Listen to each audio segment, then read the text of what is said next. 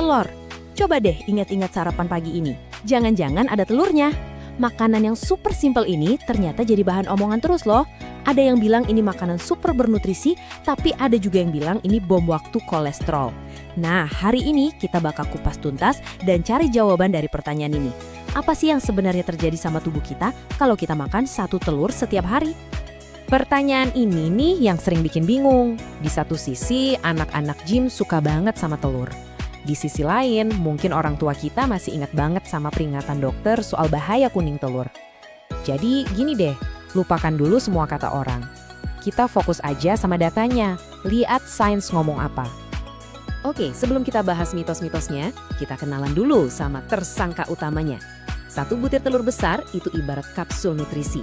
Di dalamnya ada sekitar 7,5 gram protein kualitas super. Ini bahan baku buat bangun badan kita.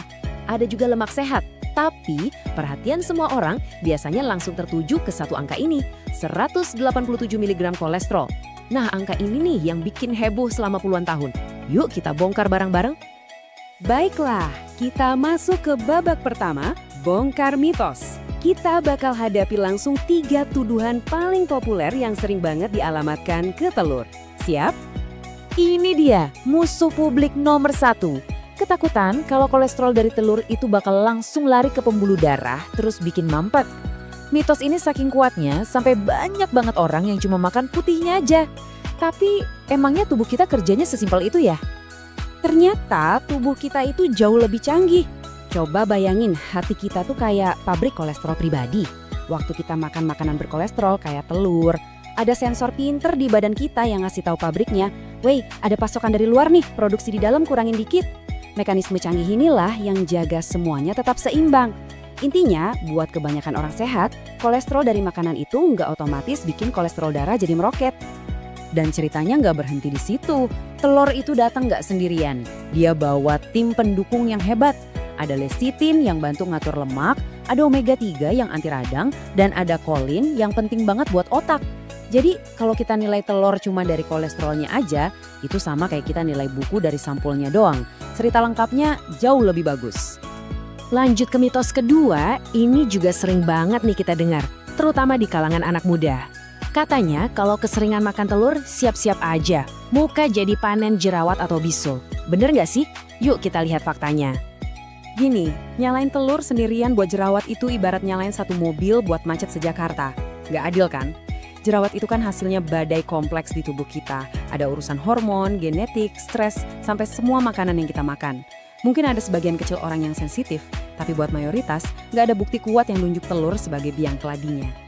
Nah, mitos ketiga ini lebih serius nih, soal penyakit ginjal.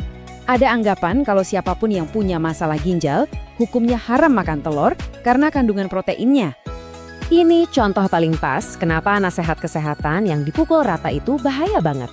Betul, pasien gagal ginjal stadium lanjut memang harus super ketat soal protein. Tapi itu kasus yang sangat spesifik. Buat kondisi ginjal lain atau yang masih tahap awal, ceritanya bisa beda total. Aturan emasnya, jangan jadi dokter buat diri sendiri deh. Selalu diskusikan sama ahlinya.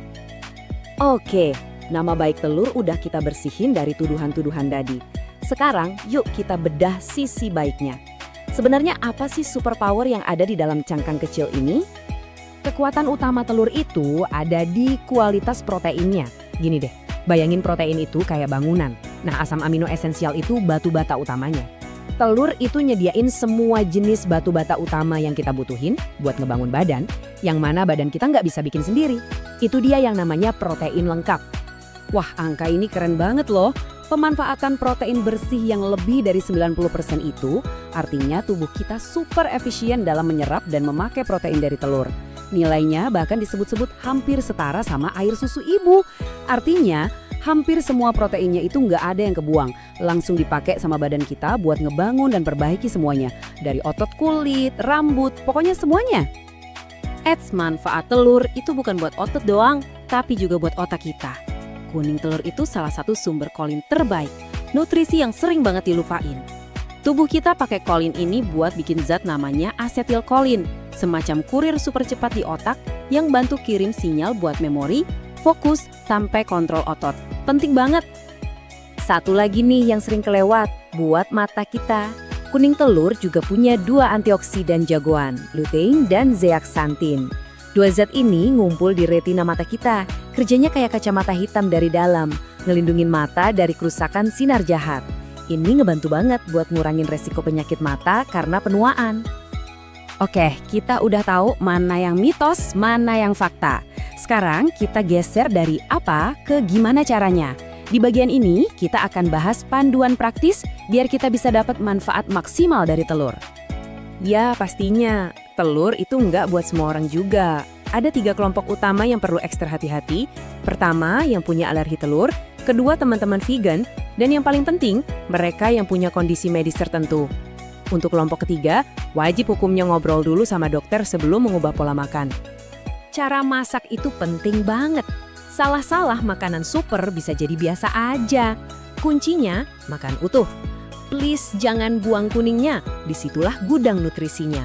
Pilih cara masak yang lebih kalem kayak direbus atau ditumis. Jangan digoreng sampai kering. Dan yang paling penting, lihat teman mainnya di piring. Pasangin telur sama sayuran warna-warni, bukan sama makanan olahan. Nah, kita udah sampai di ujung pembahasan nih. Setelah bongkar mitos, lihat manfaatnya, dan belajar cara konsumsi yang cerdas, yuk kita tarik kesimpulan bareng-bareng buat jawab pertanyaan awal kita. Jadi jawabannya gimana? Ini dia. Buat mayoritas orang sehat, makan 1 telur sehari itu bukan cuma aman, tapi juga bermanfaat. Tapi, ada tapinya. Kata kuncinya ada di 3 kata terakhir. Pola makan seimbang. Telur itu pemain tim yang hebat, bukan penyanyi solo. Pada akhirnya, telur itu kayak aktor. Penampilannya tergantung banget sama lawan mainnya. Kalau temennya salad sama sayuran, dia jadi pahlawan nutrisi. Tapi kalau temennya sosis, gorengan, sama minyak banyak, ya dia bisa ikut-ikutan jadi jahat. Jadi, konteks itu segalanya. Oke, hari ini kita udah operasi 1 bahan makanan, telur. Tapi ingat, kesehatan itu kayak sebuah orkestra. Pertanyaannya sekarang, gimana komposisi sisa piring Anda? Peran apa yang dimainkan sama sayuran, biji-bijian, dan sumber protein lainnya? Nah, itulah pertanyaan yang sebenarnya. Terima kasih sudah menyimak.